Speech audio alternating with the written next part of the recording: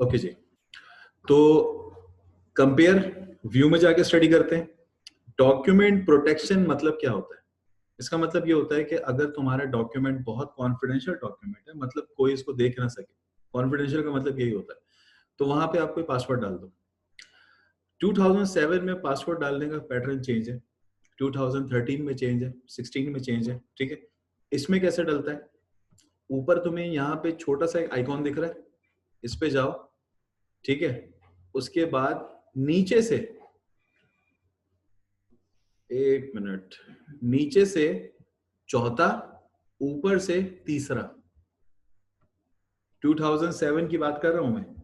नीचे से चौथा ऑप्शन ये वाला प्रिपेयर का, और ऊपर से तीसरा ऑप्शन जिसमें क्या लिखा हुआ आ रहा है, इनक्रिप्ट डॉक्यूमेंट। इनक्रिप्शन का मतलब समझते हैं आप लोग? इनक्रिप्शन कहते किसको है? इनक्रिप्ट ऐसे लैंग्वेज को कहा जाता है जो कि एक डिफरेंट यूनिकोड्स में लिखी होती है। मैं तुम लोग को एग्जांपल देता हूँ, ये मैं रिकॉर्डिंग में, हमने सिंपल यहाँ पे जाना है और नीचे से चौथा, ऊपर से तीसरा, इस पे मैंने क्लिक करा। जैसे ही मैंने क्लिक करा तो ये मुझसे पूछ रहा है कि पासवर्ड डाल दो। पासवर्ड मैंने दिया 1 2 3, ठीक है। यहाँ से इसको मैंने ओके कर दिया, पासवर्ड दोबारा दिया 1 2 3। But keep in your mind one thing, caution ये तुम्हें पहले से ही बता रहा है कि इफ यू लूज और forget the password it will not recovered again. ये दोबारा से आप इसको अपडेट नहीं कर सकते, मतलब हासिल नहीं कर सकते। भूल गए तो भूल गए, फाइल गई तुम्हारी। यहाँ से इसको ओके कर दिया, ठीक है। फाइल को मैं सेव कर देता हूँ। फाइल को मैं सेव करता हूँ डेस्कटॉप में जाके, इसका मैंने नाम रखा फॉर एग्जाम्पल ओके। फाइल हो गई सेव तुम्हारी। मैं डेस्कटॉप पे जाता हूँ, एक मिनट, यहाँ पे ओके के नाम से फाइल कहाँ सेव हुई थी? ओके, ये रही। अबे ये क्या हो रहा है? ओके,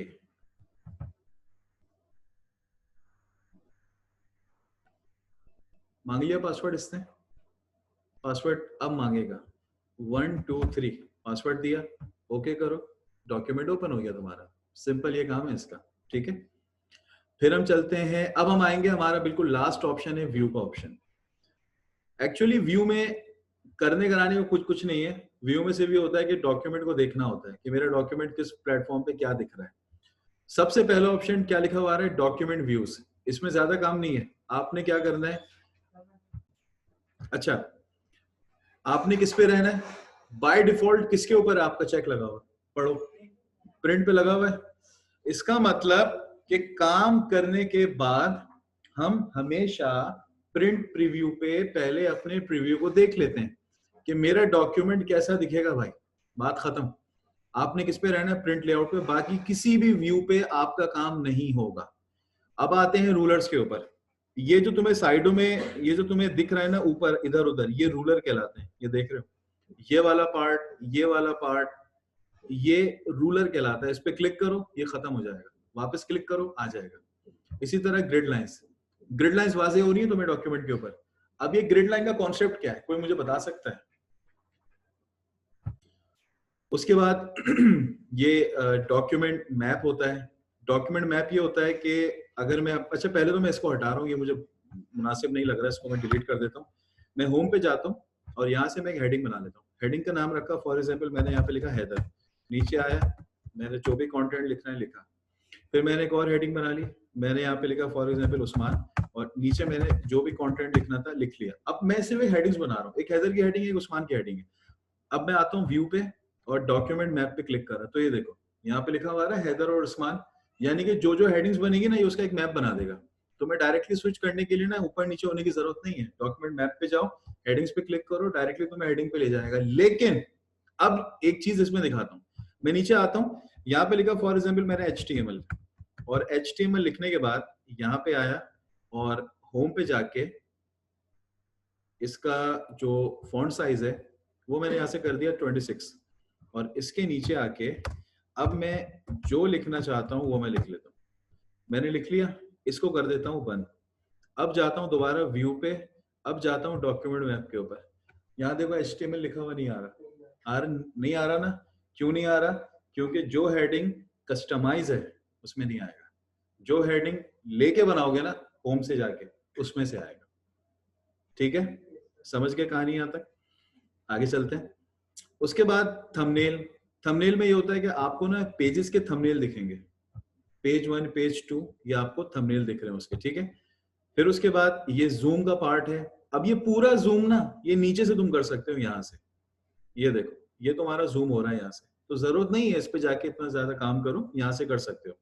उसके बाद है new window, arrange all, remove split. अब ये न्यू विंडो का मतलब क्या होता है? देखो दोस्त, न्यू विंडो का मतलब ये होता है कि इसी के जैसा सेम टू सेम एक नया डॉक्यूमेंट ओपन कर देगा विद द सेम टेक्स्ट। इस पे क्लिक करो। अच्छा, अब तुम नीचे देखो मेरे पास कितने डॉक्यूमेंट हैं? 2, और दोनों के नेम भी सेम है, OK1, OK2, ठीक है। उसके बाद अरेंज ऑल, इसका मतलब ये होता है कि एक स्क्रीन पे वर्ड के जितनी फाइल्स खुली हैं सब एक साथ छोटे छोटे फॉर्मेट्स में अरेंज हो जाएंगे।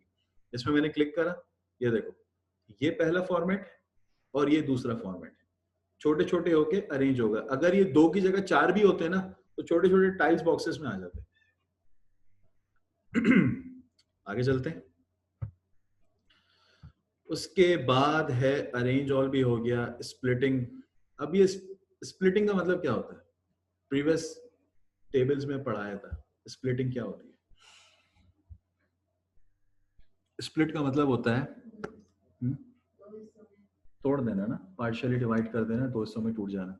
अब अगर मैं स्प्लिट पे क्लिक करता हूँ ना तो देखो मेरे पास एक ऑब्जेक्ट आ रहा है, मैंने यहाँ पे, तुम्हें बीच में एक लाइन दिख रही है, ठीक है। इसका मतलब मेरा पेज, ये मेरा पेज नहीं टूटा है 2 डॉक्यूमेंट टूट गए। अभी ये जो ऊपर वाला डॉक्यूमेंट है ना ये अलग है, नीचे वाला ये अलग है। इससे होगा क्या? अगर मैं यहाँ पे कुछ भी लिखूंगा, ठीक है, दूसरे डॉक्यूमेंट में बैक वक्त ये भी लिखा हुआ जा रहा है, यानी कि एक साथ 2 डॉक्यूमेंट पे काम करना। जो यहां लिख रहे हो वो वहां जा रहा है, या जो वहां लिखोगे वो यहाँ पे आएगा। मैं तुम्हें दिखाता हूं, मैं इसको यहां से रिमूव कर रहा हूं, इसकी जरूरत नहीं है। हम सिंपल एक काम करते हैं, मैं डॉक्यूमेंट OK1 पे जा रहा हूं, ठीक है। यहां पर आया और यहां पे मैंने लिखा फॉर एग्जाम्पल MS ऑफिस, सही है। ये मैंने किस पे लिखा है? OK1 पे। मैं नीचे आया OK2 पे जा रहा हूं, ये देखो लिखा हुआ आ गया, जो वहां लिखा वो यहाँ पे आ गया। अब जो यहां लिखूंगा वो वहां भी जाएगा, सिंपल वाइस वर्सा चल रहा है दोनों का। और क्या है इसमें, कोई इतनी खास चीजें और है नहीं। साइड बाय साइड एक दूसरे के साथ साथ कर देगा, साइड बाय साइड हो गया। स्विचिंग का मतलब ये होता है कि एक डॉक्यूमेंट से दूसरे डॉक्यूमेंट पे स्विच करना, दूसरे से तीसरे पे स्विच करना, स्विचिंग कर रहा है। लास्ट है मैक्रोज। मैक्रोज में बेसिकली होता क्या है? मैक्रोज एक ऐसा ऑप्शन है जो अक्सर लोग इंटरव्यू वाले पूछ लेते हैं, बट मेरे पॉइंट ऑफ व्यू से ठीक है, लेकिन इसका एक नुकसान भी है। नुकसान तो नहीं कहूंगा, लेकिन इसका कोई फायदा नहीं है। उसका मैं तुम्हें बताता हूँ एक रीजन। मैक्रो पे जाते हैं, मैक्रो करता है क्या है? Macro is a recording software. मैं मैक्रो पे गया, यहां से मैंने इसको रिकॉर्ड मैक्रो पे क्लिक करा, ठीक है। मुझसे 2 ऑप्शन पूछ रहा है, बटन या कीबोर्ड। मैं कीबोर्ड पे जा रहा हूं। अब ये पूछेगा कोई शॉर्टकट की बता दो। शॉर्टकट की मैंने दे दी, for example alt control, for example R दे दिया, ऑल्टर कंट्रोल R, असाइन किया, क्लोज किया। अब मैं यहां जो भी लिखूंगा, जो भी लिख रहा हूं वो रिकॉर्डिंग में जा रहा है। मैं यहां पे आया, इसको मैंने क्या कर दिया? स्टॉप कर दिया। अब स्टॉप करने के बाद सपोज करो लाइट चली गई और मेरा डॉक्यूमेंट हो गया बंद। सपोज करो सब कुछ खत्म, मेरा डॉक्यूमेंट हो गया बंद। अब मैं क्या करूं? लाइट आई, मैंने कहा यार अल्लाह का नाम लेके देखते हैं, शायद कुछ मिल जाए।